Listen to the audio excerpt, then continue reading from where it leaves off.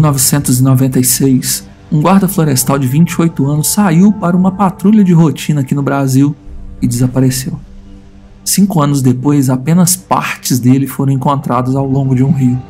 O autor, que escreveu um livro sobre seu desaparecimento, afirmou: "Não acredito que tenha sido um acidente." Após tantos anos, com os ossos assim, não há como dizer exatamente o que aconteceu.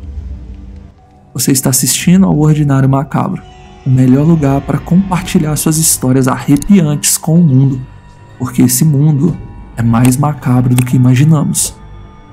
O mundo é feroz e selvagem. Independentemente do que você possa ter ouvido ou acreditado, todos os anos, 200 mil casos de pessoas desaparecidas são relatadas no Brasil. Às vezes, essas pessoas nunca mais são vistas. Então, o que está acontecendo? O que são as coisas horríveis que os guardas florestais viram que os fazem ter medo de ter sua identidade revelada? Pessoas que dedicam suas vidas ao ar livre nem sempre presenciam o melhor que a natureza tem a oferecer. Se você quer sua história em um vídeo como este, envie para mim no Insta, @ordinário.selvagem. Pedimos o seu like e sua inscrição nesse canal. Coloque seu fone de ouvido e tire suas próprias conclusões.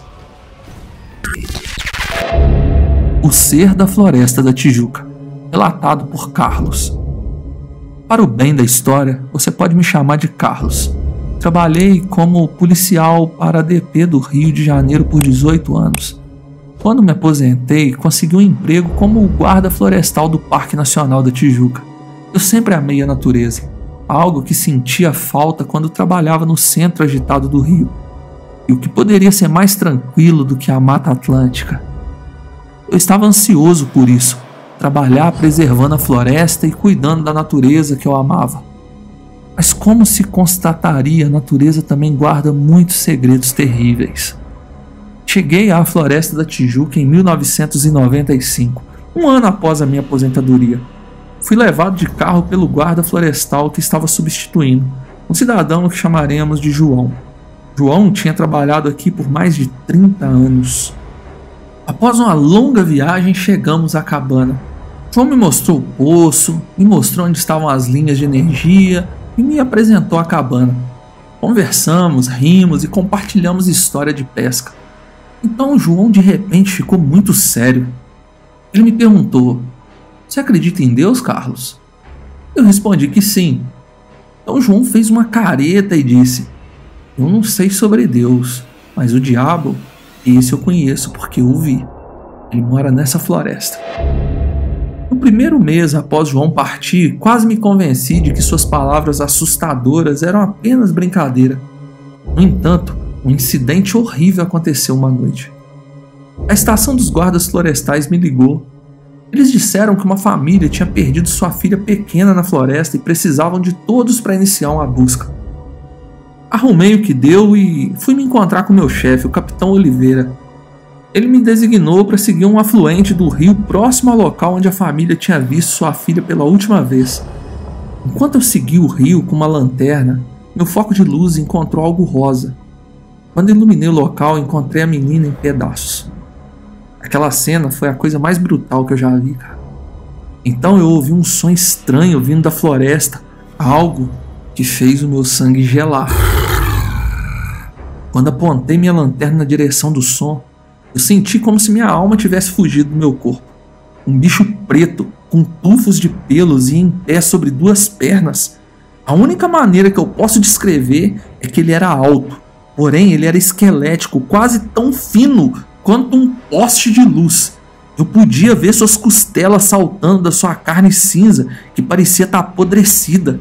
Os seus pés eram enormes, mas tinha mãos como de homem, ainda que com longas e nojentas garras negras no lugar dos dedos. A sua cabeça era o que ainda me dá pesadelos até hoje. Em vez de uma cabeça normal, parecia mais com um crânio de boi, com um grande conjunto de 8 ou mais chifres. A sua boca estava cheia de dentes afiados que curvavam-se para cima e para fora. Em suas mandíbulas eu vi um pedaço de uma carne pendendo flacidamente enquanto ele me fixava com um olhar infernal. Os olhos amarelos eram demoníacos. Eu não me movi nem a criatura por uns 10 segundos. Quando inclinou a cabeça para o lado, aquilo emitiu um som assustador e deu um passo na minha direção. Eu gritei e tão rápido quanto eu pude eu tentei pegar meu revólver, mas num piscar de olhos aquilo sumiu, desaparecendo no mato. O restante da equipe de busca me encontrou rapidamente, considerando que eu sem perceber havia disparado todo o cartucho do meu revólver na floresta vazia. Eu estava chorando, eu estava em choque. Quando eu expliquei o que havia acontecido, eu menti. Eu disse que eu vi um bicho que parecia um urso. Mas nem urso no Brasil tem, cara. Eu acabei me enrolando com a descrição, pois eu pensava que tinha ficado doido. Seja o que fosse, não era natural. Não era do mundo dos vivos, cara. Naquele mesmo dia eu pedi demissão do meu trabalho. Eu rezo para que o que eu vi fosse apenas algum tipo de visão ou alucinação. Mas infelizmente, foi muito real para aquela garotinha. Algo o colocou lá. Relatado por Rafael. Começarei dizendo que meu pai tem um bar e restaurante em uma pequena cidade no centro-oeste brasileiro. Nossa cidade não é muito grande, mas a grande parte da nossa receita vem do turismo, pois estamos perto de um parque estadual. Muitas vezes temos guardas florestais, agentes do IBAMA e policiais ambientais como clientes. E como você pode imaginar, quando estão um pouco altos, eles têm histórias muito interessantes para contar. Por acaso, minha irmã se aproximou de um desses guardas. Eles se casaram e ele é agora meu cunhado. Geralmente os guardas e polícias entram no bar bastante sérios e compram uma bebida quando acontece algo horrível, como um acidente de carro grave ou um caso de pessoa desaparecida. Um dia, enquanto trabalhava no bar, meu cunhado entra visivelmente abalado. Ele pediu uma dose de vodka pura e colocou uma nota de R$100 no balcão.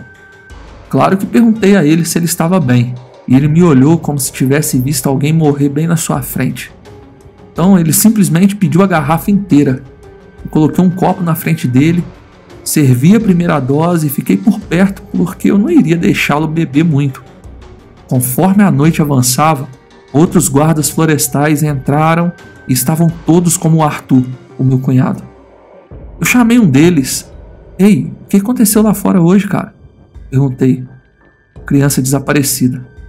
Uma pausa por parte do guarda e depois ele continuou. Encontramos ela. E aí o homem apontou para o Arthur. Eu perguntei, foi tão ruim assim? Ele respondeu, pior do que você pensa, cara. Olhei para o Arthur que nesse momento já estava alterado. Arthur, eu vou te levar para casa quando terminar, ok? Foi o que eu falei. Ele simplesmente acenou com a cabeça quando normalmente discutiria comigo sobre isso. Ô Arthur, o que aconteceu? Como? Como que ele foi parar lá em cima? Murmurou Arthur quase que inaudível. O que você quer dizer com isso, Arthur? Eu perguntei, mas ele ficou paralisado e isso me assustou muito. Porque como garçom eu sei que pessoas bêbadas geralmente gostam de conversar a noite toda e até o Arthur fazia isso de vez em quando. Eu terminei meu turno mais cedo passando o bar para o meu pai e fui levar o Arthur para casa. No carro ele começou a se abrir. No começo ele falava tão rápido que entre as palavras emboladas e o ritmo eu mal conseguia acompanhar. Mas pelo que eu me lembro ele disse, eu recebi a ligação, fui chamado e fui. O menino estava desaparecido e a mãe dele não fazia ideia de onde ele estava. Então eu fui procurá-lo, porque nós não podíamos deixá-lo. Mas por que ele estava lá? Como que ele estava lá? Ele não podia estar lá, mas ele estava. Ele estava todo ensanguentado, mas só que ele estava tão alto.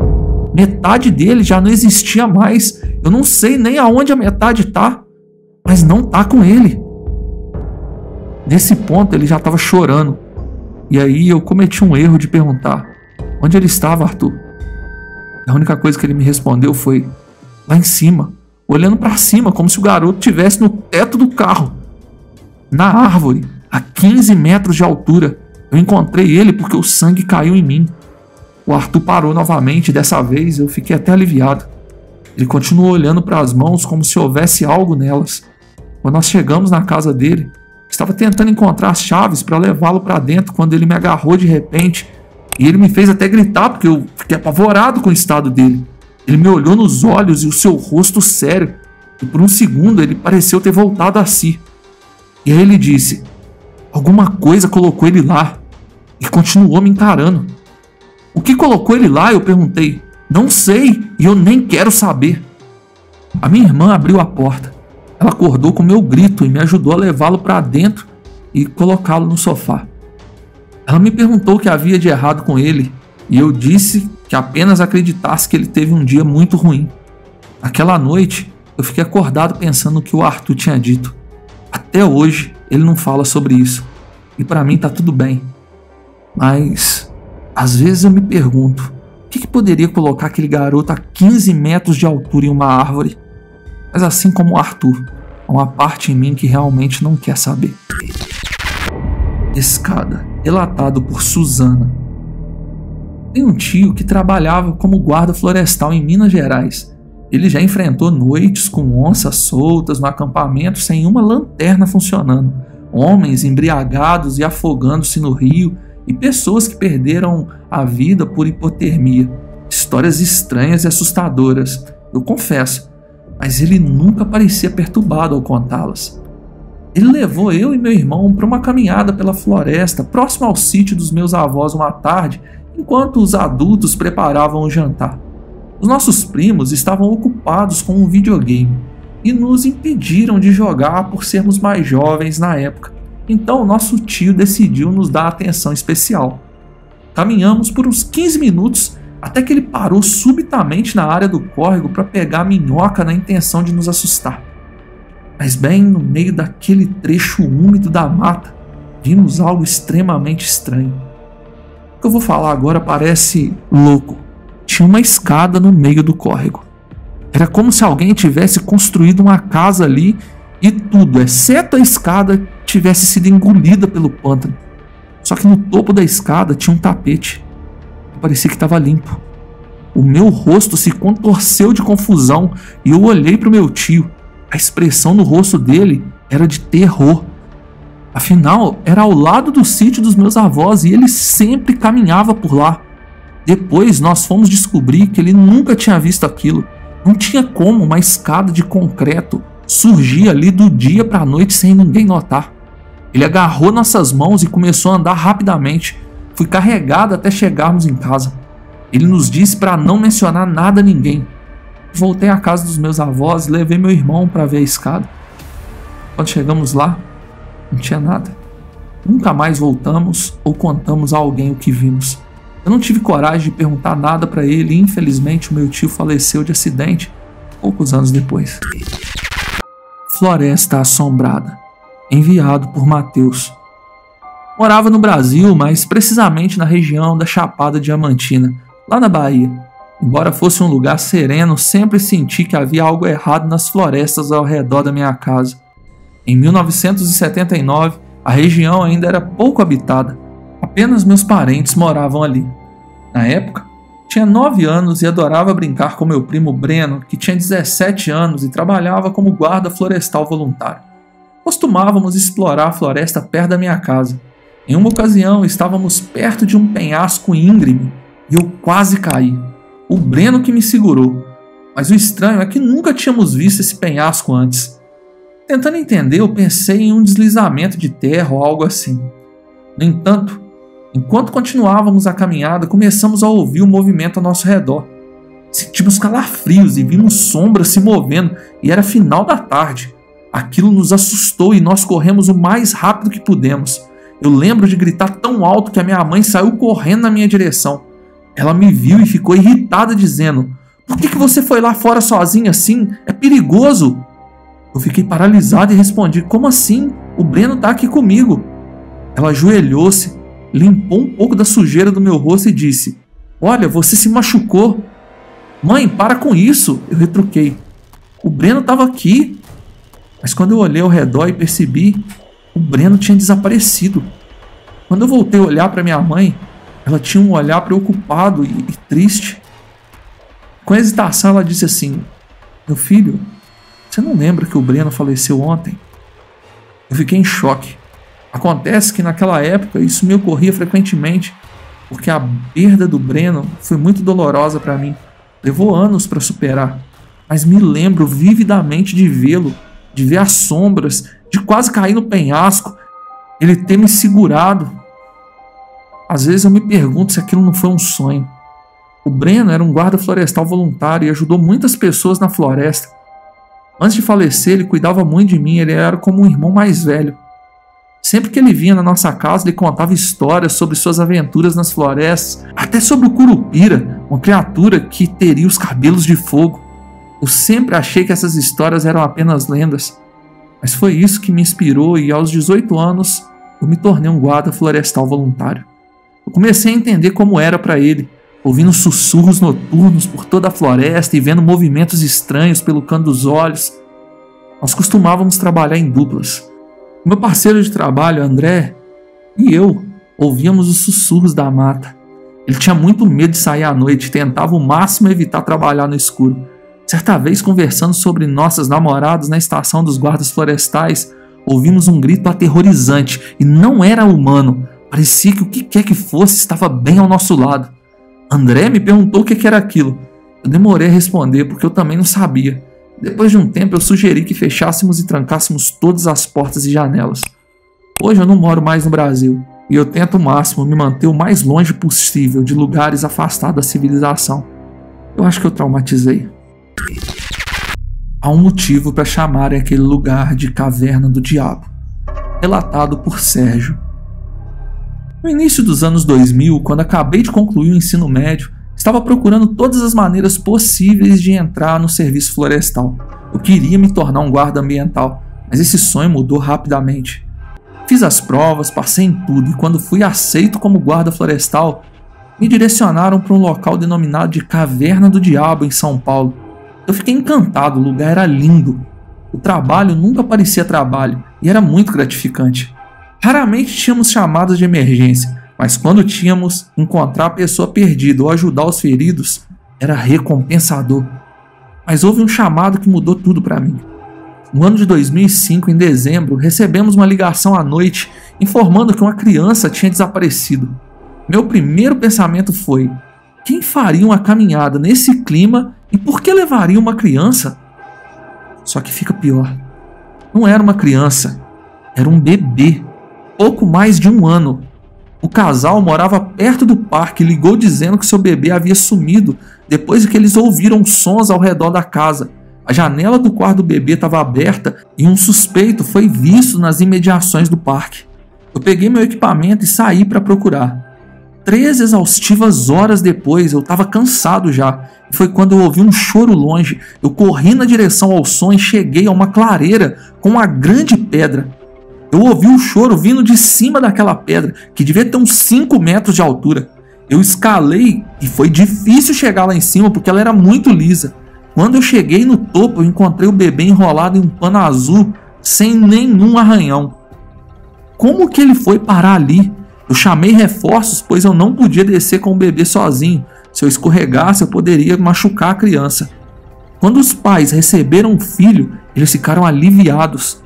Só que eles disseram que não tinham enrolado o bebê e que eles não reconheciam aquele pano.